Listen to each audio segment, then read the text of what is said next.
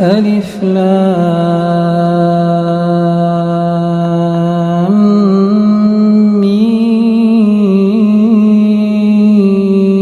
صاد كتاب أنزل إليك فلا يكن في صدرك حرج منه لتنذر به وذكرى للمؤمنين اتبعوا ما أنزل إليكم من ربكم ولا تتبعوا من دونه أولياء قليلا ما تذكرون وكم من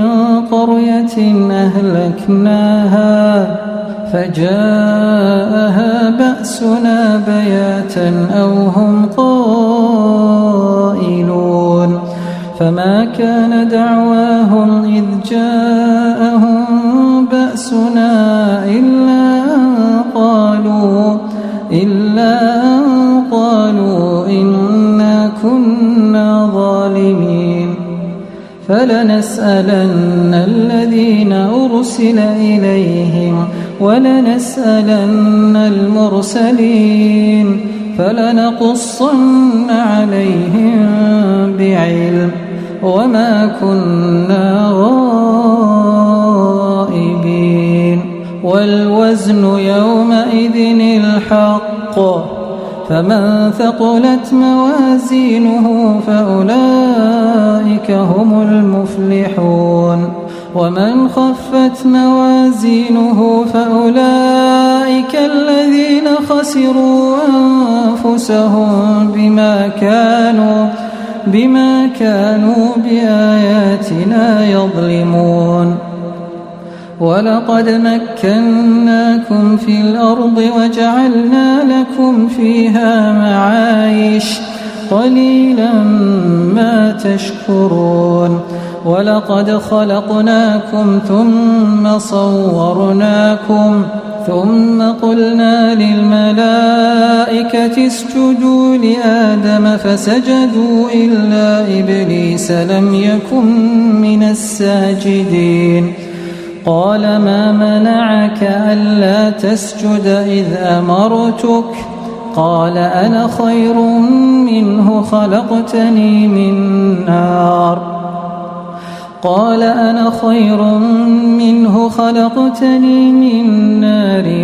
وخلقته من طين قال فاهبط منها فما يكون لك أن تتكبر فيها فاخرج إنك من الصاغرين قال أنظرني إلى يوم يبعثون قال إنك من المنظرين قال فبما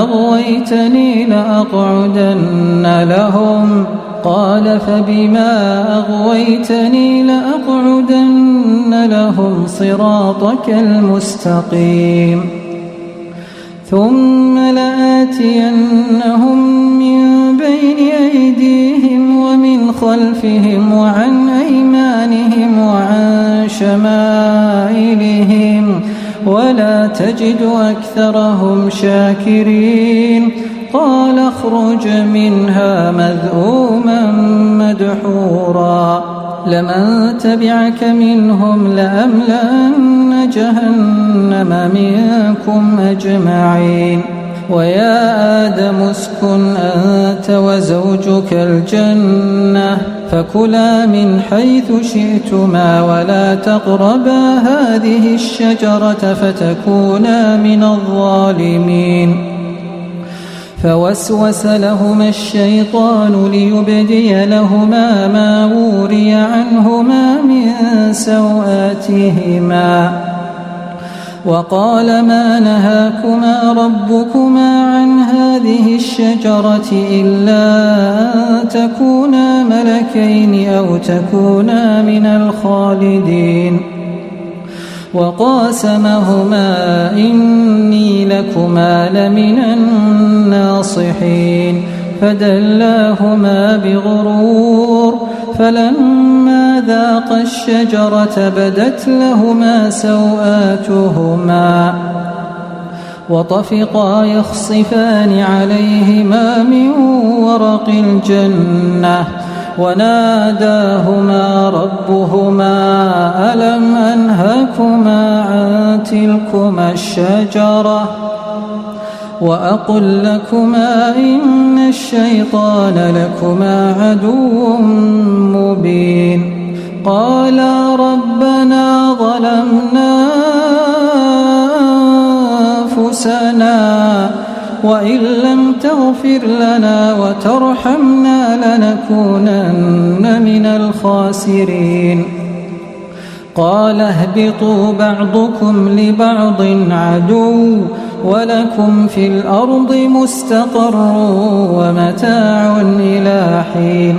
قال فيها تحيون وفيها تموتون ومنها تخرجون يا بني آدم قد أنزلنا عليكم لباسا يواري سوآتكم وريشا ولباس التقوى ذلك خير ذلك من آيات الله لعلهم يذكرون يا بني آدم لا يفتننكم الشيطان كما أخرج أبويكم من الجنة ينزع عنهما لباسهما ليريهما سوآتهما إنه يراكم هو وقبيله من حيث لا ترونهم إنا جعلنا الشياطين أولياء للذين لا يؤمنون وإذا فعلوا فاحشة قالوا وجدنا عليها آباءنا والله أمرنا بها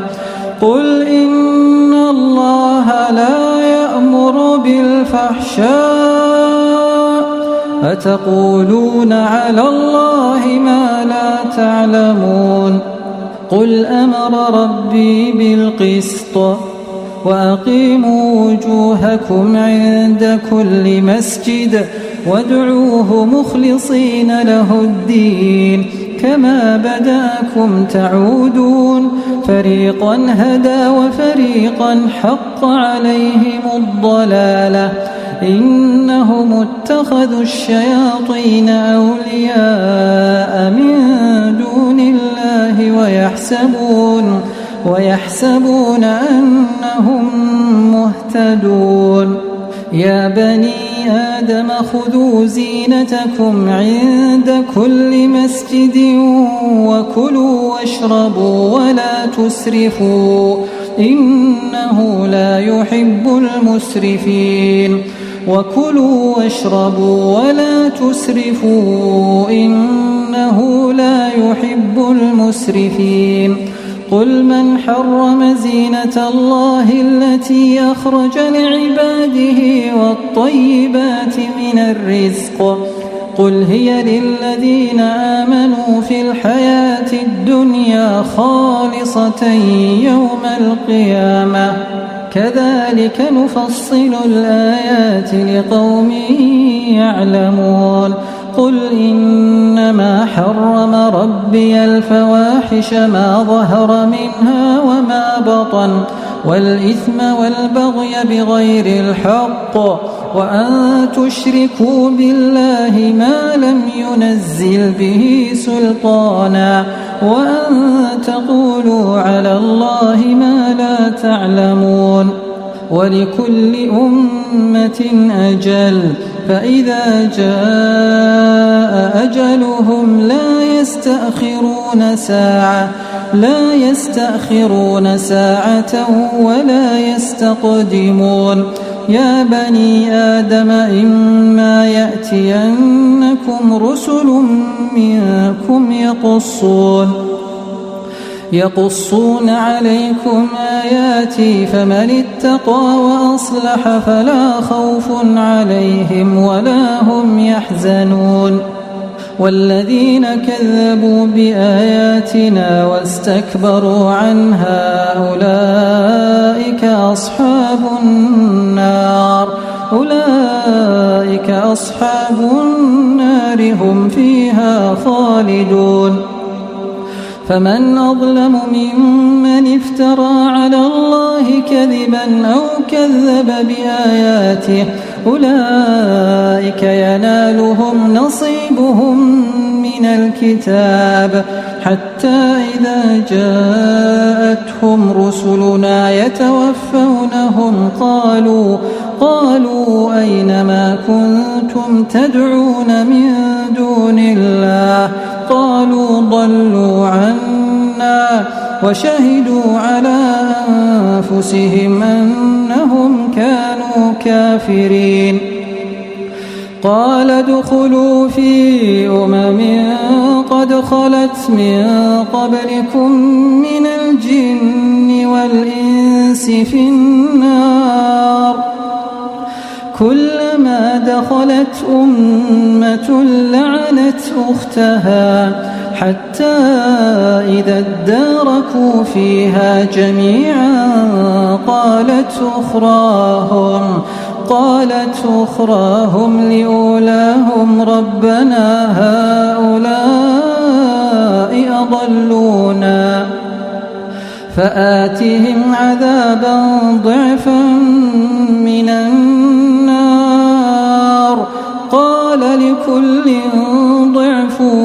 ولكن لا تعلمون وقالت أولاهم لأخراهم فما كان لكم علينا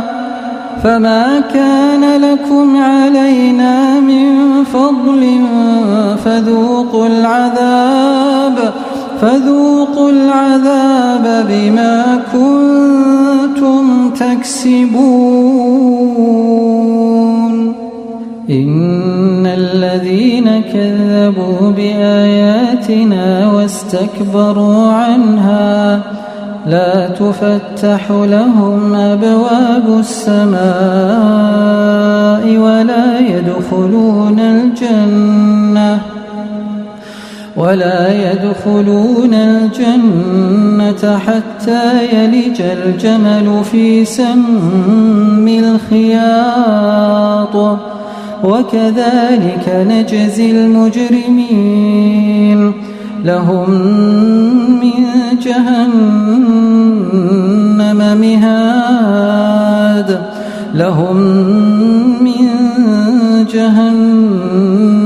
مهاد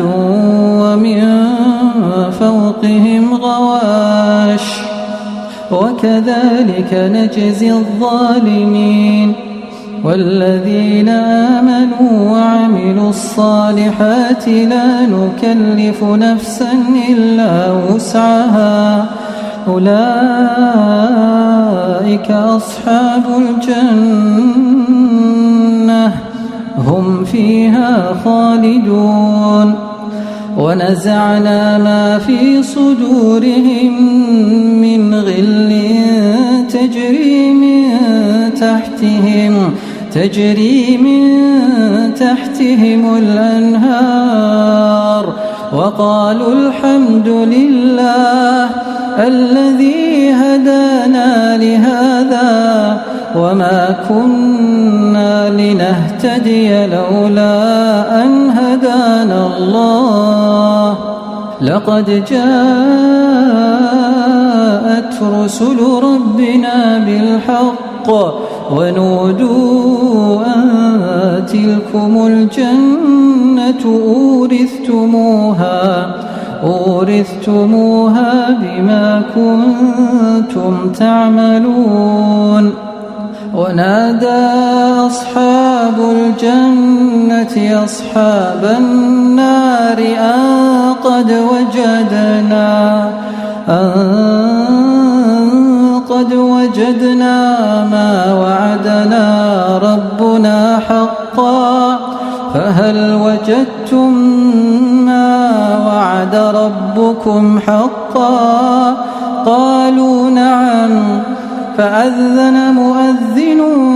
بينهم اللعنة الله على الظالمين الذين يصدون عن سبيل الله ويبغونها عوجا وهم بالآخرة كافرون وبينهما حجاب وعلى الأعراف رجال يعرفون كلا بسيماهم ونادوا أصحاب الجنة أن سلام عليكم لم يدخلوها وهم يطمعون وإذا صرفت أبصارهم تلقاء أصحاب النار قالوا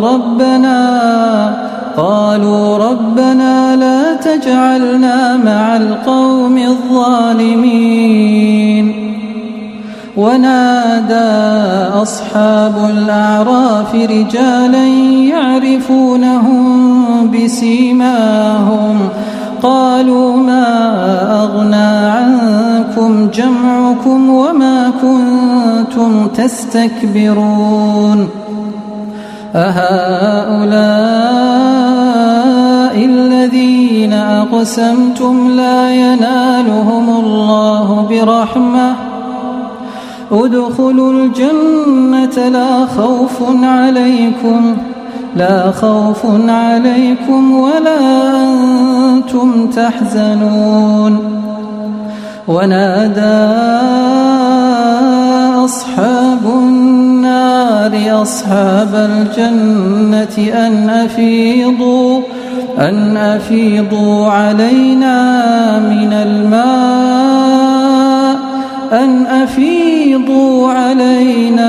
الماء أو مما رزقكم الله قالوا إن الله حرمهما على الكافرين الذين اتخذوا دينهم لهوا ولعبا وغرتهم الحياة الدنيا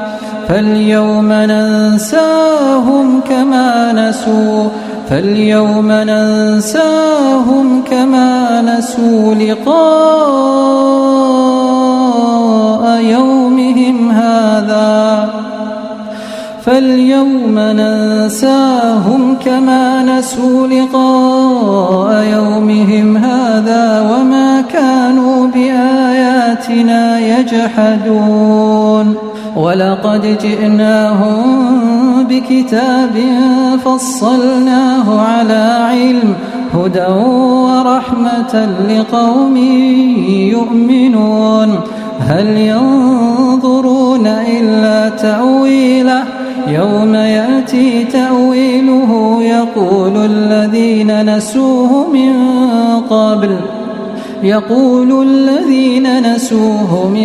قبل قد جاءت رسل ربنا بالحق فهل لنا من شفعاء فيشفعوا لنا أو نرد فنعمل غير الذي كنا نعمل قد خسروا أنفسهم وضل عنهم ما كانوا يفترون إن ربكم الله الذي خلق السماوات والأرض في 6 أيام ثم استوى على العرش يغشي الليل النهار يطلبه حثيثا والشمس والقمر والنجوم مسخرات بأمره ألا له الخلق والأمر تبارك الله رب العالمين ادعوا ربكم تضرعا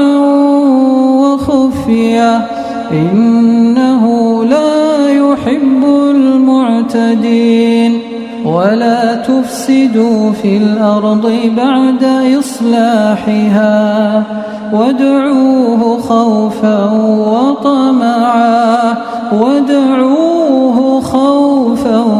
وطمعا إن رحمة الله قريب من المحسنين إن رحمة الله قريب من المحسنين وهو الذي يرسل الرياح بشرا بين يدي رحمته حتى إذا أقلت سحابا ثقالا سقناه لبلد ميت فأنزلنا به الماء فأخرجنا به من كل الثمرات كذلك نخرج الموتى لعلكم تذكرون والبلد الطيب يخرج نباته بإذن ربه والذي خبث لا يخرج إلا نكدا كذلك نصرف الآيات لقوم يشكرون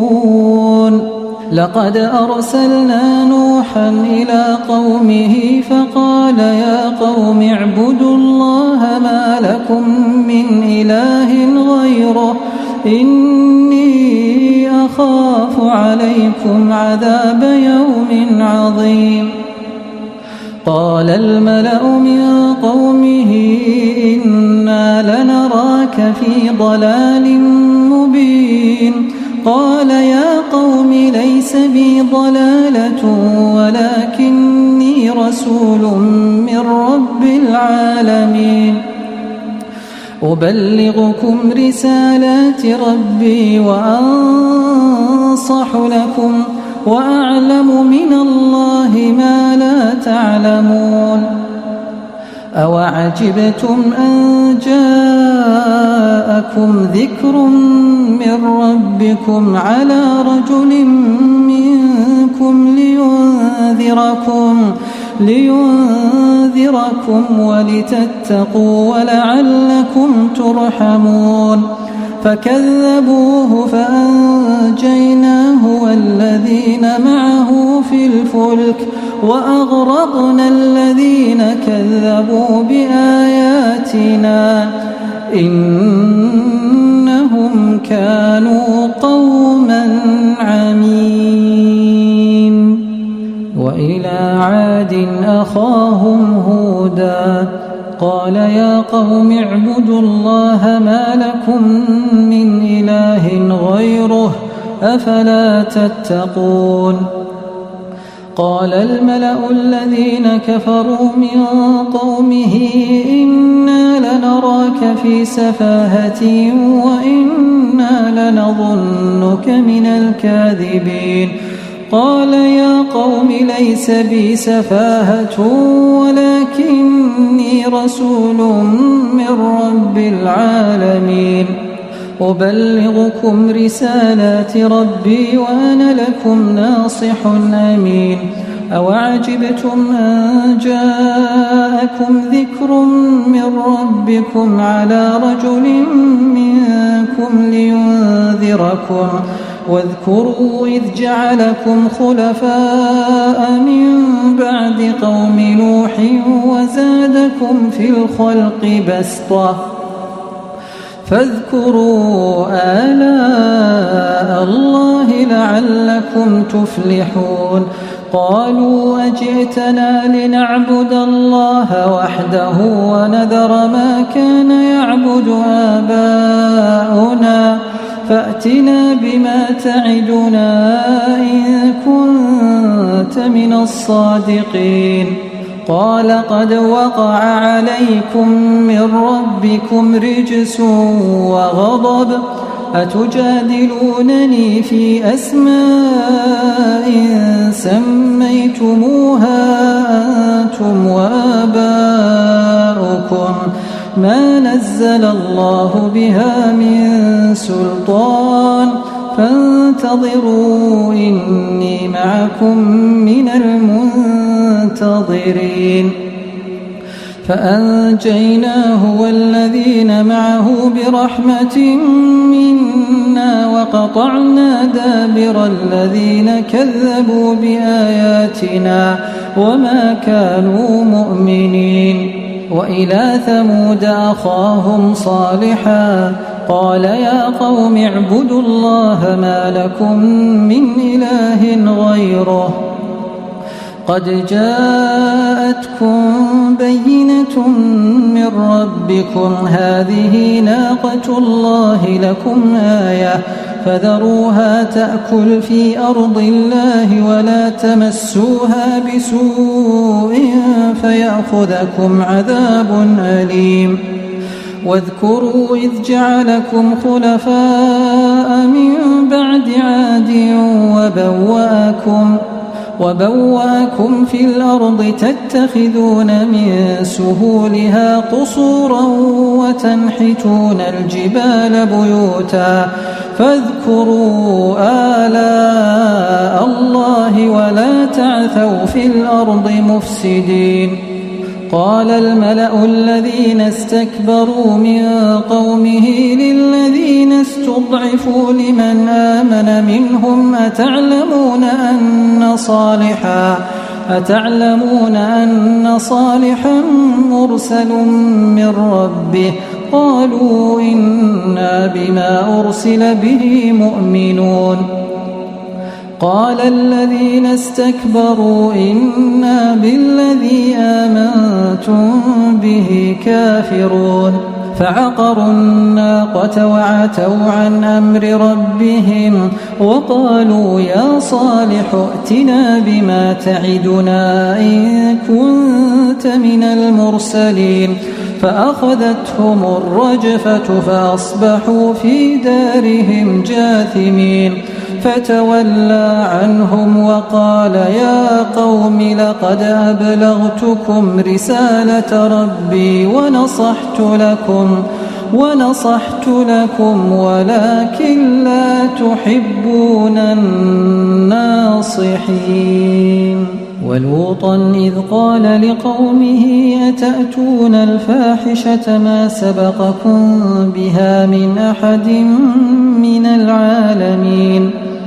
إنكم لتأتون الرجال شهوة من دون النساء بل أنتم قوم مسرفون وما كان جواب قومه إلا أن قالوا أخرجوهم من قريتكم إنهم أناس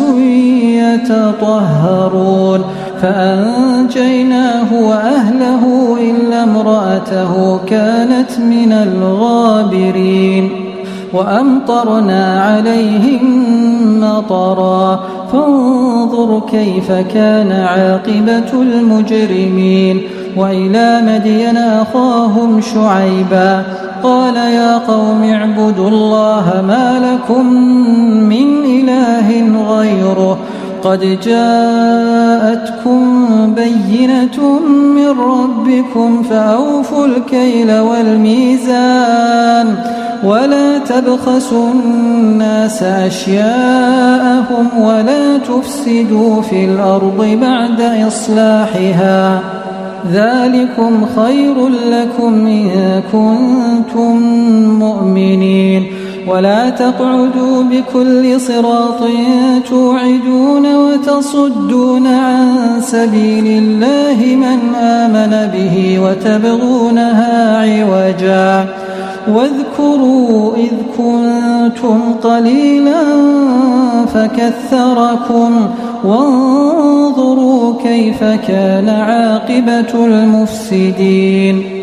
وإن كان طائفة منكم آمنوا بالذي أرسلت به وطائفة لم يؤمنوا فاصبروا حتى يحكم الله بيننا وهو خير الحاكمين. قال الملأ الذين استكبروا من قومه لنخرجنك يا شعيب والذين آمنوا معك من قريتنا أو لتعودن في ملتنا. قال أولو كنا كارهين قد افترينا على الله كذبا إن عدنا في ملتكم بعد إذ نجانا الله منها وما يكون لنا أن نعود فيها إلا أن يشاء الله ربنا وسع ربنا كل شيء علما على الله توكلنا ربنا افتح بيننا وبين قومنا بالحق وأنت خير الفاتحين. وقال الملأ الذين كفروا من قومه لئن اتبعتم شعيبا إنكم إذا لخاسرون فأخذتهم الرجفة فأصبحوا في دارهم جاثمين. الذين كذبوا شعيبا كأن لم يغنوا فيها الذين كذبوا شعيبا كانوا هم الخاسرين. فتولى عنهم وقال يا قوم لقد أبلغتكم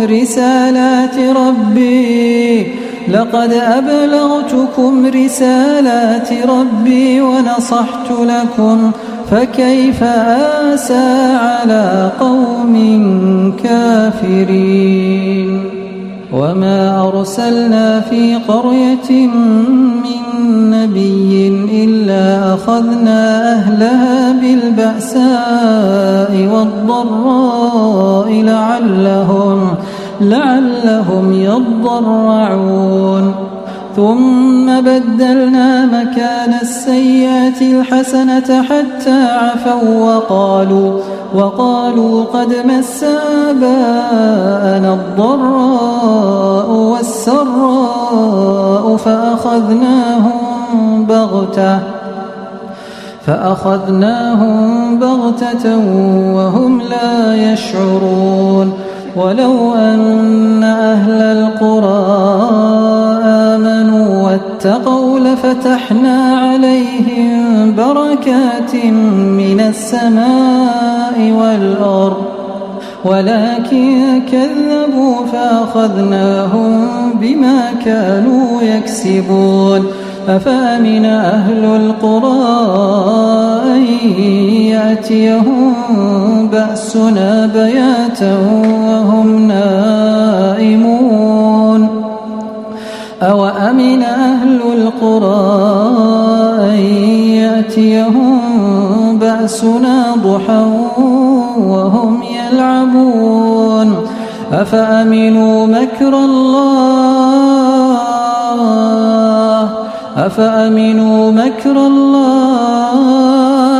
فلا يأمن مكر الله إلا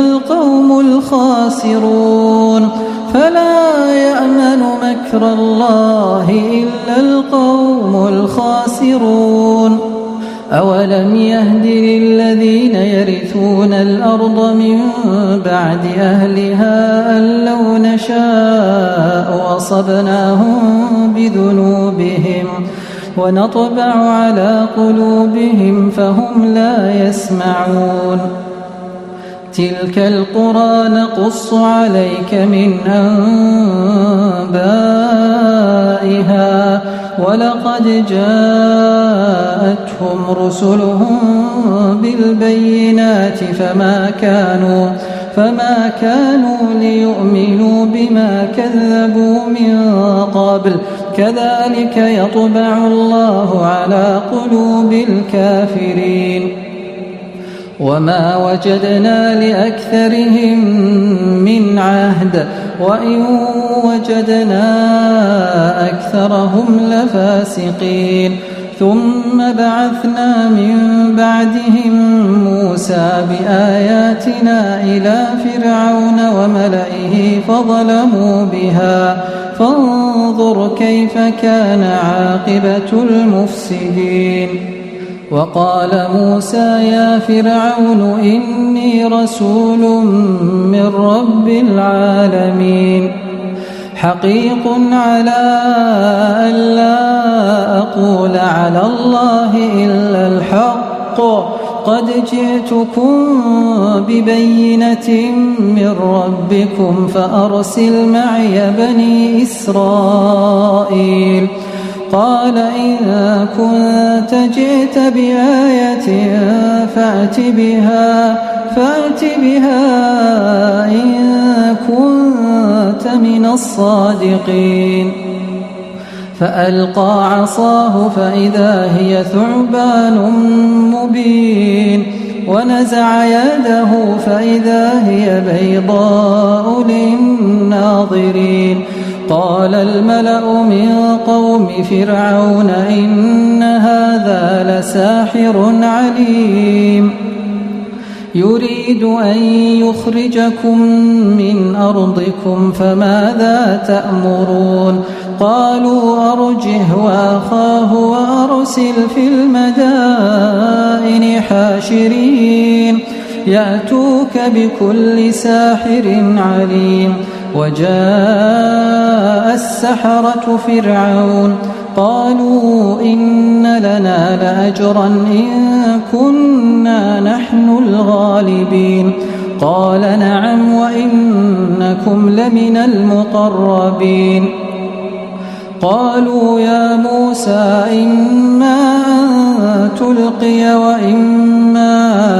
أن نكون نحن الملقين. قال ألقوا فلما ألقوا سحروا أعين الناس واسترهبوهم وجاءوا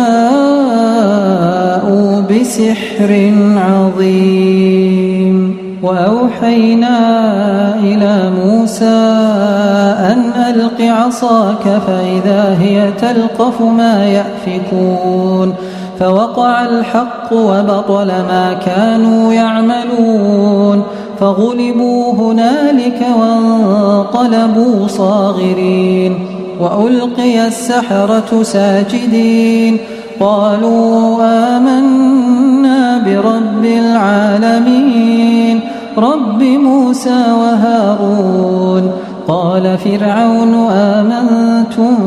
به قبل أن آذن لكم إن هذا لمكر مكرتموه في المدينة لتخرجوا منها أهلها فسوف تعلمون. لأقطعن أيديكم وأرجلكم من خلاف ثم لأصلبنكم أجمعين. قالوا إنا إلى ربنا منقلبون. وما تنقم منا إلا أن آمنا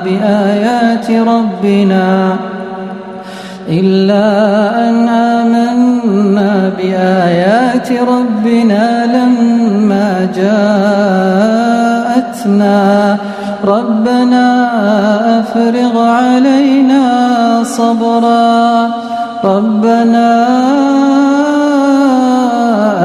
علينا صبرا وتوفنا مسلمين. وقال الملأ من قوم فرعون أتذر موسى وقومه ليفسدوا في الأرض ويذرك وآلهتك قال سنقتل أبناءهم ونستحيي نساءهم وإنا فوقهم قاهرون. قال موسى لقومه استعينوا بالله واصبروا إن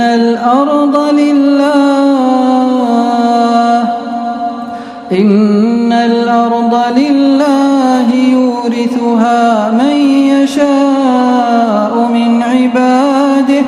والعاقبة للمتقين.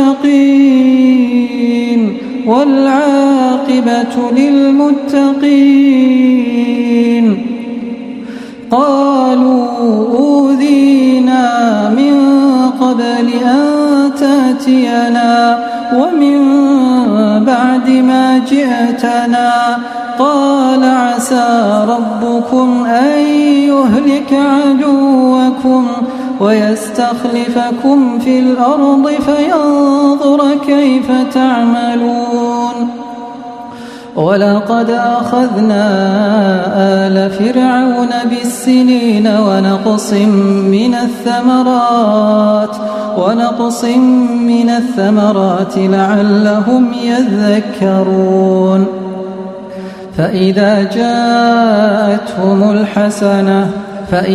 جاءتهم الحسنة قالوا لنا هذه وإن تصبهم سيئة يطيروا بموسى ومن معه ألا إنما طائرهم عند الله ولكن أكثرهم لا يعلمون. وقالوا مهما تأتنا به من آية لتسحرنا بها فما نحن لك بمؤمنين.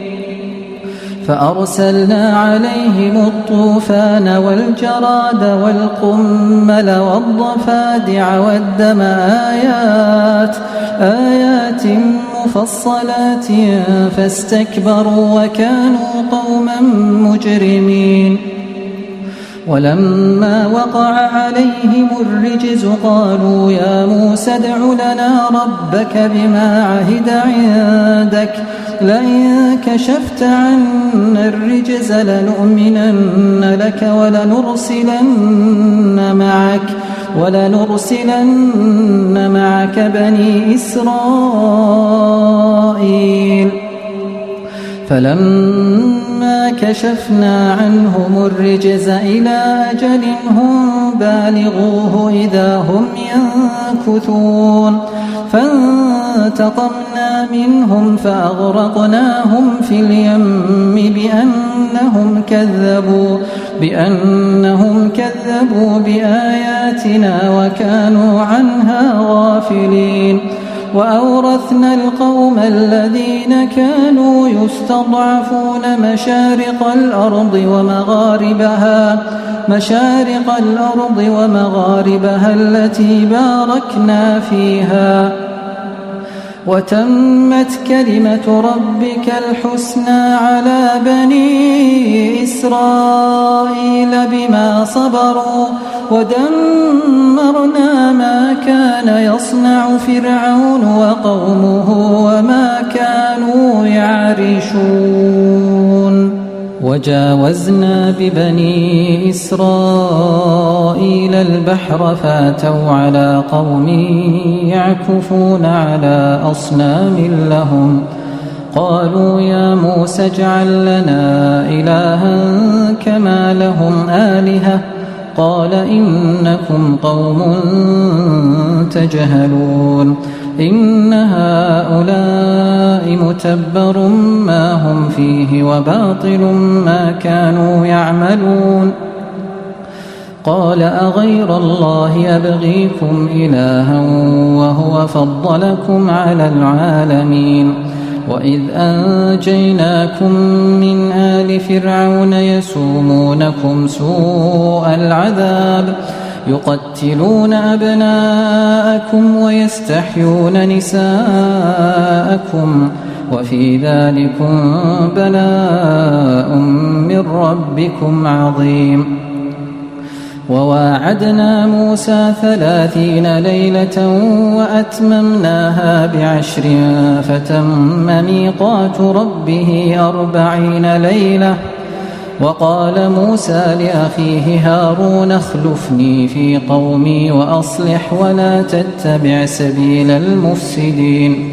ولما جاء موسى لميقاتنا وكلمه ربه قال رب أرني أنظر إليك قال لن تراني ولكن انظر إلى الجبل فإن استقر مكانه فسوف تراني فلما تجلى ربه للجبل جعله دكا وخر موسى صعقا فلما أفاق قال سبحانك تبت إليك وأنا أول المؤمنين قال يا موسى إني اصطفيتك على الناس برسالاتي وبكلامي فخذ ما آتيتك وكن من الشاكرين وكتبنا له في الألواح من كل شيء موعظة وتفصيلا لكل شيء فخذها بقوة وأمر قومك يأخذوا بأحسنها سأريكم دار الفاسقين سأصرف عن آياتي الذين يتكبرون في الأرض بغير الحق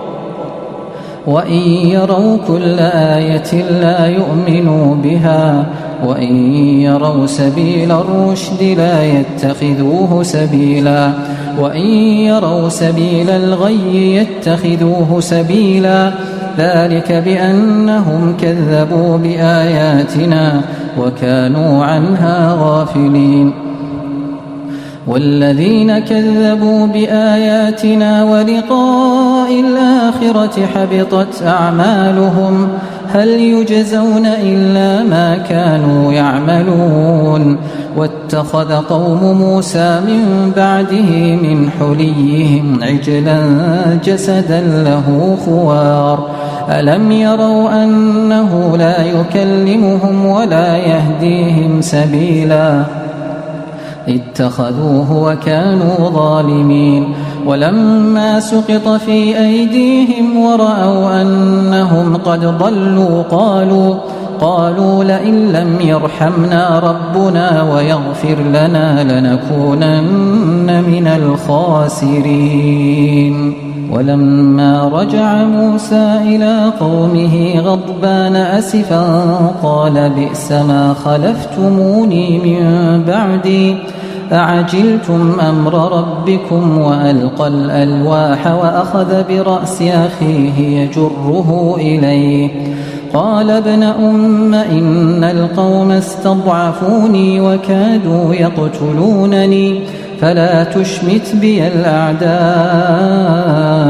ولا تجعلني مع القوم الظالمين قال رب اغفر لي ولأخي وأدخلنا في رحمتك وأنت أرحم الراحمين إن الذين اتخذوا العجل سينالهم غضب من ربهم وذلة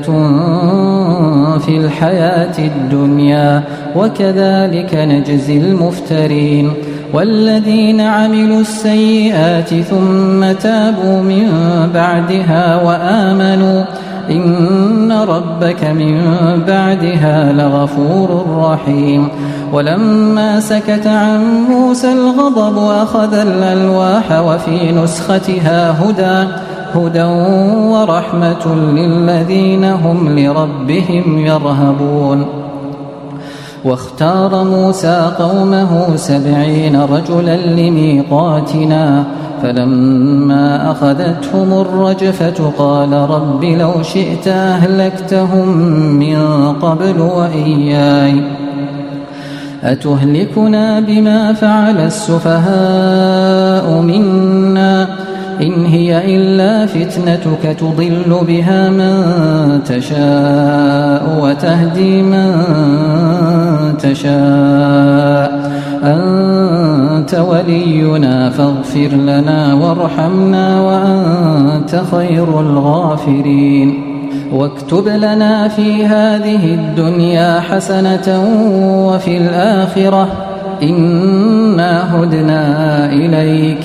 قال عذابي أصيب به من أشاء ورحمتي وسعت كل شيء فسأكتبها للذين يتقون ويؤتون الزكاة والذين هم بآياتنا يؤمنون الذين يتبعون الرسول النبي الأمي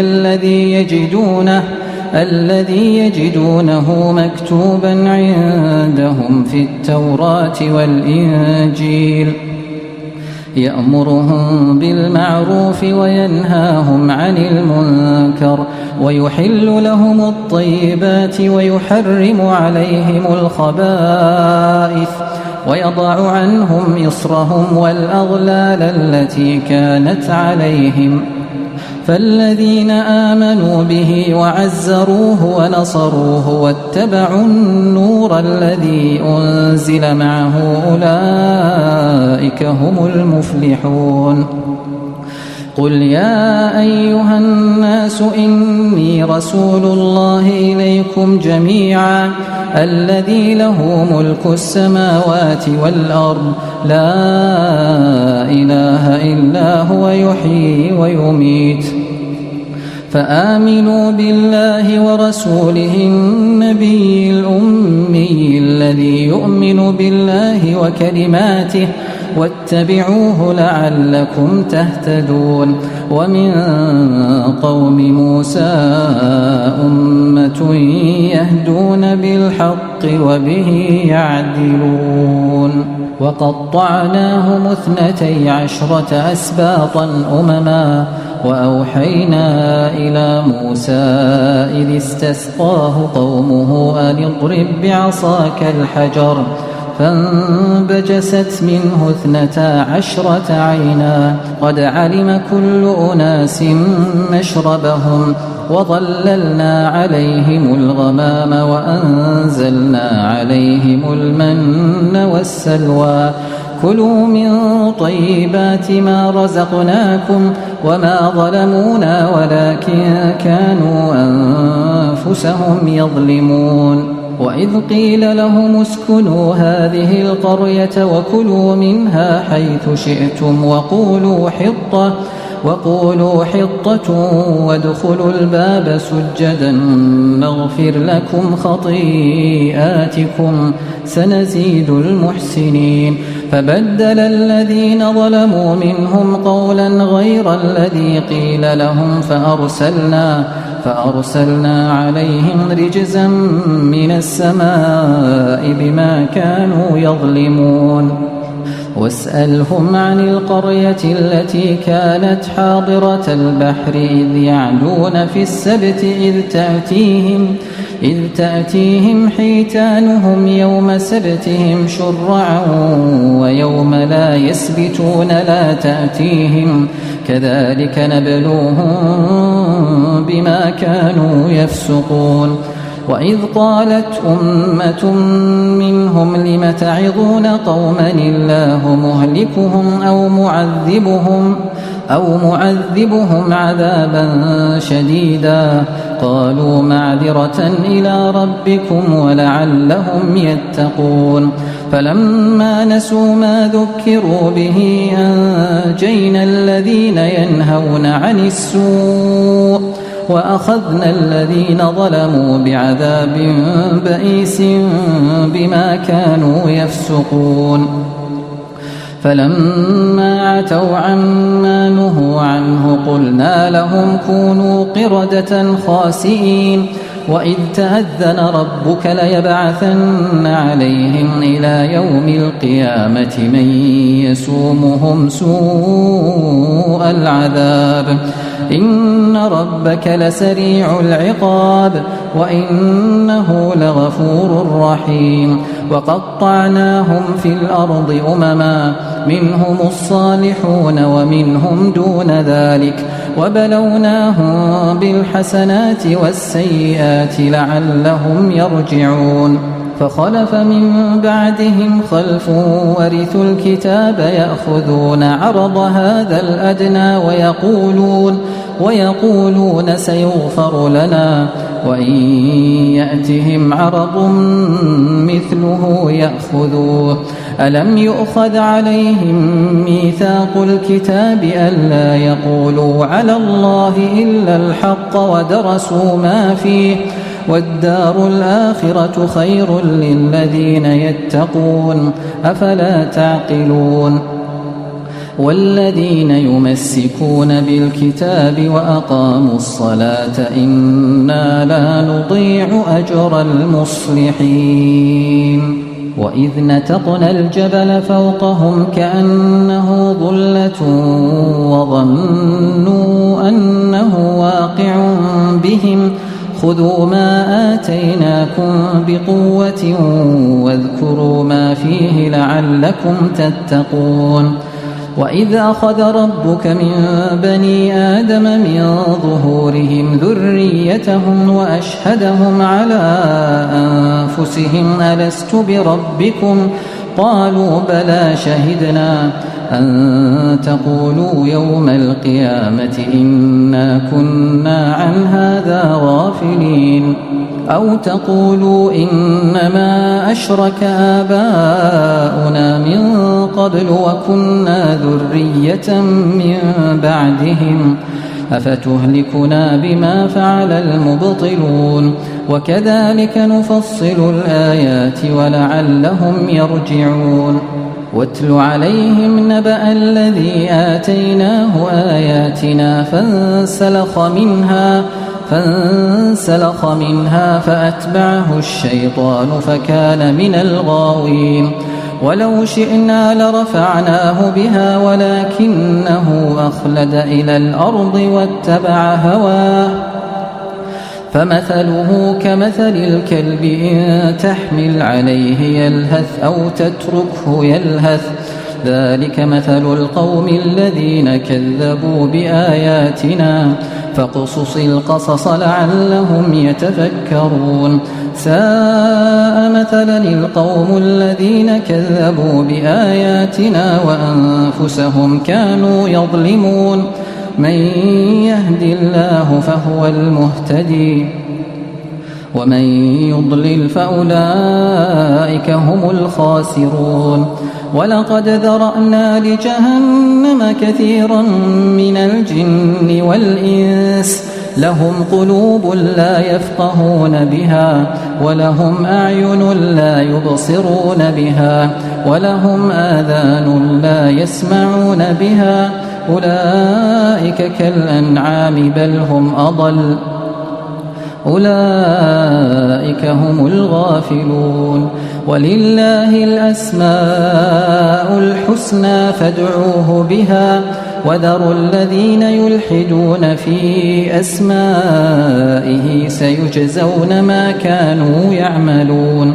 وممن خلقنا أمة يهدون بالحق وبه يعدلون والذين كذبوا بآياتنا سنستدرجهم من حيث لا يعلمون وأملي لهم إن كيدي متين أولم يتفكروا ما بصاحبهم من جنة إن هو إلا نذير مبين أولم ينظروا في ملكوت السماوات والأرض وما خلق الله من شيء وأن عسى أن يكون قد اقترب أجلهم فبأي حديث بعده يؤمنون من يضلل الله فلا هادي له ويذرهم في طغيانهم يعمهون يسألونك عن الساعة أيان مرساها قل إنما علمها عند ربي لا يجليها لوقتها إلا هو ثقلت في السماوات والأرض لا تأتيكم إلا بغتة يسألونك كأنك حفي عنها قل إنما علمها عند الله ولكن أكثر الناس لا يعلمون قل لا أملك لنفسي نفعا ولا ضرا إلا ما شاء الله ولو كنت أعلم الغيب لاستكثرت من الخير وما مسني السوء إن أنا إلا نذير وبشير لقوم يؤمنون هو الذي خلقكم من نفس واحدة وجعل منها زوجها ليسكن إليها فلما تغشاها حملت حملا خفيفا فمرت به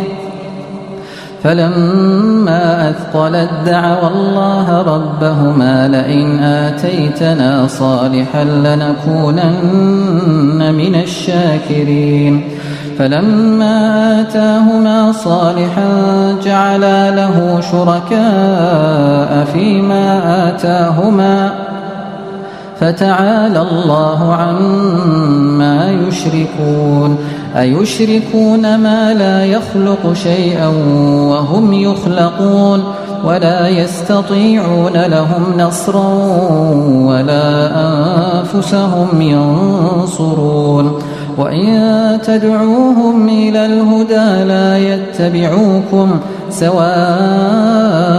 عليكم أدعوتموهم أم أنتم صامتون إن الذين تدعون من دون الله عباد أمثالكم فادعوهم فليستجيبوا لكم إن كنتم صادقين ألهم أرجل يمشون بها أم لهم أيدي يبطشون بها أم لهم أعين يبصرون بها أم لهم آذان يسمعون بها قل ادعوا شركاءكم ثم كيدون فلا تنظرون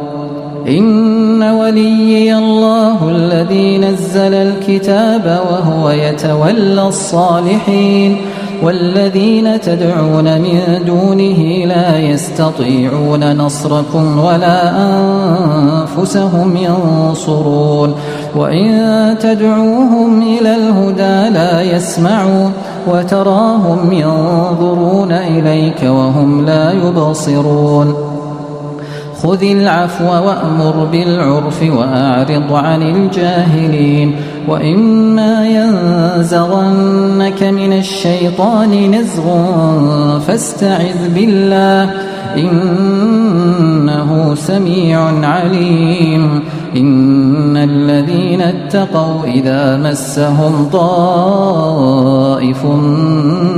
من الشيطان تذكروا فإذا هم مبصرون وإخوانهم يمدونهم في الغي ثم لا يقصرون وإذا لم تأتهم بآية قالوا لولا اجتبيتها قل إنما أتبع ما يوحى إلي من ربي هذا بصائر من ربكم وهدى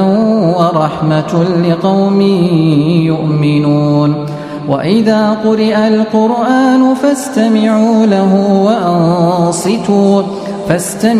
له وأنصتوا لعلكم ترحمون واذكر ربك في نفسك تضرعا وخيفة ودون الجهر من القول بالغدو والآصال ولا تكن من الغافلين إن الذين عند ربك لا يستكبرون عن عبادته